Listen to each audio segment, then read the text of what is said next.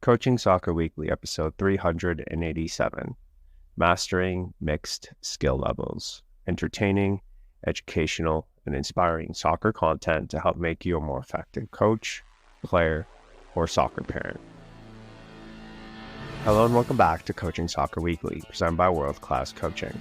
My name is Sega Rabinovich, and this is the podcast devoted to bringing you cutting-edge methods, techniques, and tactics for coaching soccer. It doesn't matter if you're an experienced coach who has been training teams for many years, or if you're new to coaching and working with the team for the very first time. There's something we can all do to take our coaching to the next level.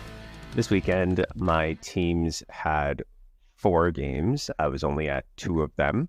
The academy had 4, and I could only make 2. So I was at 2. We were at our 2013 game, and then we were at our 2012 game. So age one after the other, which was really great. It also allowed some players to play up.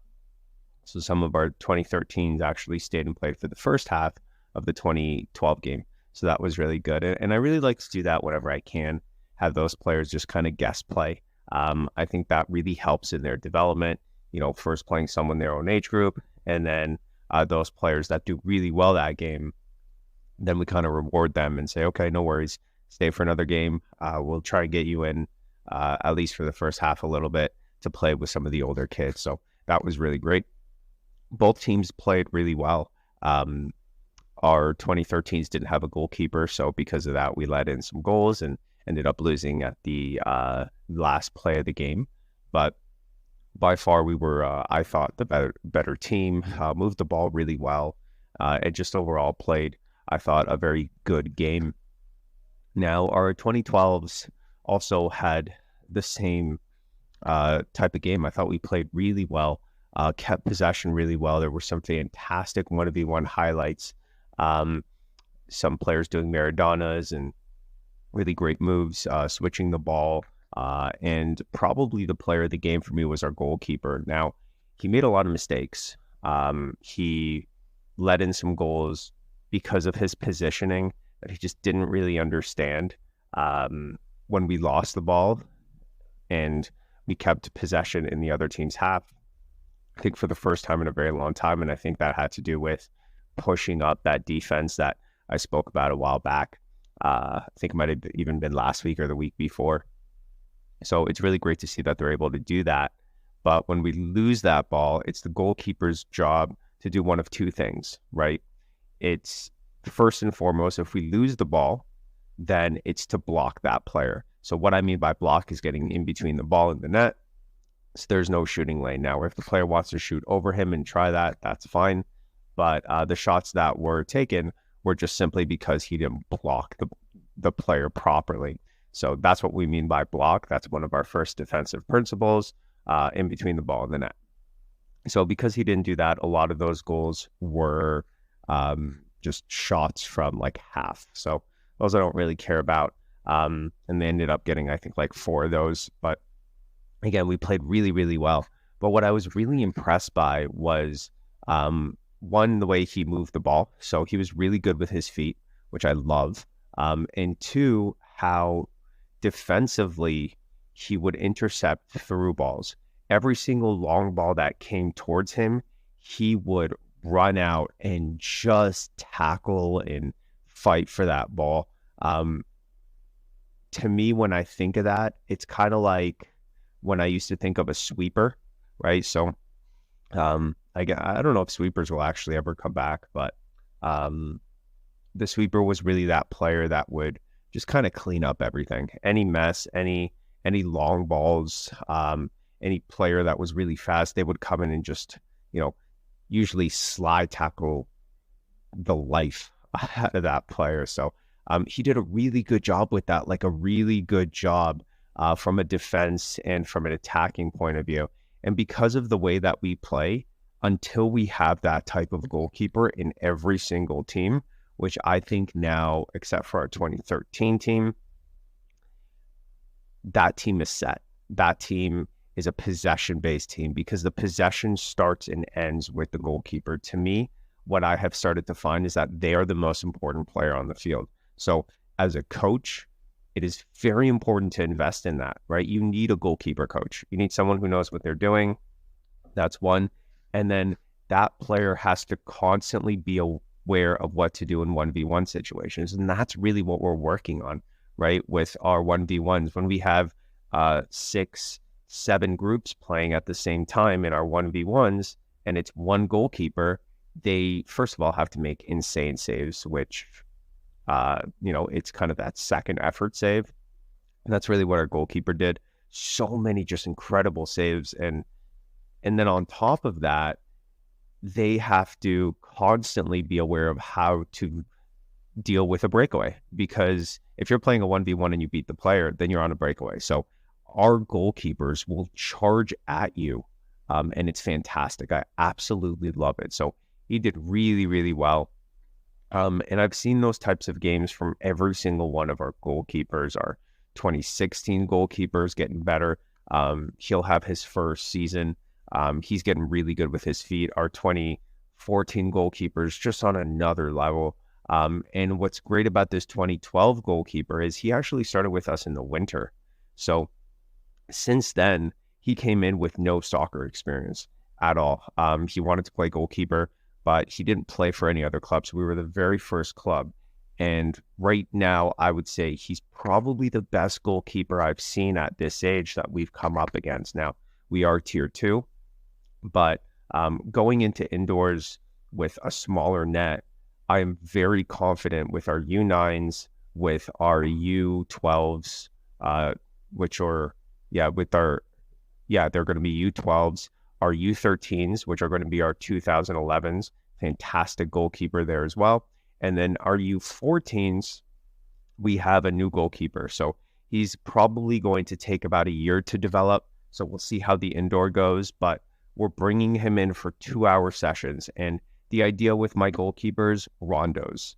I want them there for as many rondos as possible. So he's there in our first rondo session, which starts with our 2014s and 15s, and he's a 2010. So he comes in, does rondos there, and then he stays for his age group's rondos as well. So just lots of rondos for him. And then he's in that 1v1 constantly, as many times as we can get him, because 2 shots at once, even if it's from a 10-year-old, right, and he's 13 going on 14, those are great, right? Those are so difficult saves to make. So I think he'll be really great. He's got a really good attitude, really nice kid, and that's really what we're looking at. So I'm really excited for our goalkeepers to continue just to improve, and I have no doubt that these are going to be some of the best goalkeepers around, because I've seen maybe 1 or 2 goalkeepers that have played at the same level that our goalkeepers do.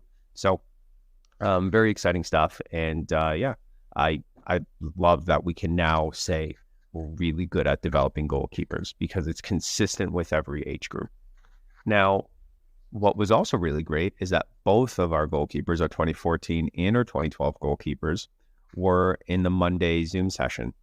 So I was really able to break down the goals, not only for the 2012 goalkeeper, but the 2014 goalkeeper, right? So now they're hopefully more aware, and we'll just keep working on it. It's not going to be the last time this happens. It's not. But I think that's okay. Again, it's development. And at this age, that's what it's all about. What I noticed too is Vio's doing a really good job, like just listening to coaches. There's constant updates. I don't know what they did. Like, I have no idea.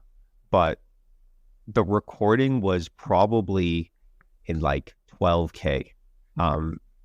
So I think they've changed something and made it just that much more incredible. So if it's something that you are interested in, then please, use our code. It really helps us. And thanks to VO for sponsoring the show. You'll get $200 off. I don't know if they're still doing the free iPad. Well, that aged me a little bit, but that's okay. But yeah, so thanks VO, and you're awesome. And I'm actually looking, I think, to get another VO. So because we have 2 coaches, 2 different games, and a lot of parents also want their kids to constantly be recorded. So yeah, thanks Vio again. I've thanked you 3 times because you're worth it. I promise.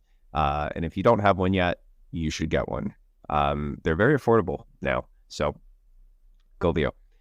Anyway, this week was and is a really interesting week because it's the first week at the private school. So I went in with a completely different expectation of what actually happened. And what actually happened was that we are getting players at all different skill levels. So that's something that we are very used to. I'm very used to having a lot of different players of different skill levels at a session. And I think it's really important to understand how to navigate that. I got a listener question that asked that this week. So I think I'm going to answer it. And I'm going to do a full episode on that as well. So join me as we break down how to design a session for everyone. So there's a very basic principle that I like to follow when I do this. And it's very simple. The idea is in a session, I want players to play with other players of their likability. Okay. And the more players you have in the session, the easier it is to find players of the same likability. So if you only have 6 players in the session, right, then it might be very difficult unless you are tiered, right? So a lot of clubs, for example, when I went to Kansas, I think they had like 7 tiers or 6 tiers. So they had 6 different teams. So it makes it a lot easier to put players in a place where they play against other players of their likability. However, in Toronto, we have 2 tiers, and it's just not that easy to find players like that, right? So within our sessions, we have a lot of different types of skill levels. So here's what we do. The main idea is to break it into groups, and we want to go as small as possible so that the players can find someone as close to their skill level as possible. So what we normally do is we'll break up the session into 2. Okay. We'll have players that are of lower skill level and higher skill level within that session. And I think every session has that, right? Even if you're the same team, right? Even if you're a tier 2 team, a tier 1 team, doesn't matter. There are players that are better, right? And there are players that need more work, right? That's just how it is. There are players in different development stages. And then we'll divide them into these 2 groups. So for me, the 2 groups are divided like this. The lower group is really players that are coming in to that session. So we like to play players up a lot when, as soon as we think that they are the best player in the session, we'll try and move them up. Okay. So those players that are coming in, they're going to be in kind of that lower level. And then the players in the higher level are actually players that play usually on our academy team. So that's how we do our first divide. Our second divide is then into our 1v1s, right? So it's very simple to divide players into a 2 players, right? So you can easily find, your 2 best players. You can find, the next 2 and so on and so forth. So that makes it very simple. That's really how we divide players. And it allows you that it doesn't matter how many different types of players you have. You can always find one player that's, 30, 40% the same as another player. So for me, if I had a big session, right, of 30 players, or, even at the school when we have 12 players, right, of completely different skill levels, we break them down into groups of 2. And then we'll do our 1v1s. That's how we start. It's a very effective session. We can do that for 30 minutes, and really work on core skills and challenge the players with defense, 1v1 moves, deceptive dribbling moves, right? So these things are very easy to do. The other thing that we can do is rondos, right? So we like to do our rondos in our 4v1s, right? So that's a group of 5. Now, 2 groups of 5, that's 10 players, and that you can easily do an attack versus defense game, right? So you could do a 1, 2, 3, right? So you've got a goalkeeper, 2 defenders, 3 midfielders. That's 6 players against a forward and 3 midfielders, right? So that's your 10 players there. So very simple to kind of do it. But the main idea of how to actually create this session is really to break it down and divide it into different groups. Now, for me, I like to control, right? So what I do is I want everyone playing together, but playing together is different if you still break them up. So how do you keep them playing together, but break them up? And that's why we do rondos that are very close to each other. That's why we do 1v1s all on the same field, because I can keep an eye on everyone. I can see what everyone is struggling with, which is usually the same thing. It should be the same thing, because as a coach, the things that they are struggling with should be the stuff that you haven't worked on, right? So I should be able to see similarities because players are now being challenged and they're playing at the same level, right? Their highest level, right? So they should have some of the same challenges, right? For newer players, it's a lot of getting beat easily because we've done so much work on 1v1s, deceptive dribbling moves, but we haven't worked so much on defending, right? So those are usually the points that we make in our 1v1s are defending, right? So that for me would be how I would approach it. And that's how I do approach it. Well, thanks for listening to another episode of Coaching Soccer Weekly. I think it's really important to really focus on every single player and make sure that they all get something out of each session that you're running. So to split players up in smaller groups will definitely challenge them a lot more. This weekend, we have 3 games, and I'm really excited to see my 2014s. It's been a little bit of time where I've actually seen most of the players. It's going to be a little different. We're still missing players here and there. It's still the summer, technically, with the season that we're playing. So I know by the winter, we'll have everyone more regularly, especially in that 2014 team. But it's going to be really exciting. I think we're playing a really tough team, which is going to be great. From what I heard last weekend, we played them, and they actually brought their older kids. I don't know if that's true. I'm going to say that right now. But it was a completely different team than the team we first played. So I think they're starting to see that they need to bring some really good players against us. So I'm really excited to see that. I've got my 2013s as well. That's going to be a really, really tough game, our toughest game of the season. And I think it might actually be our last game of the season for that age group. No, it won't. We have one more game next week, but this is a tier 1 game against an academy that I actually used to play for. So I'm really excited to see how we do. Our goalkeeper came back for 2013. He was away.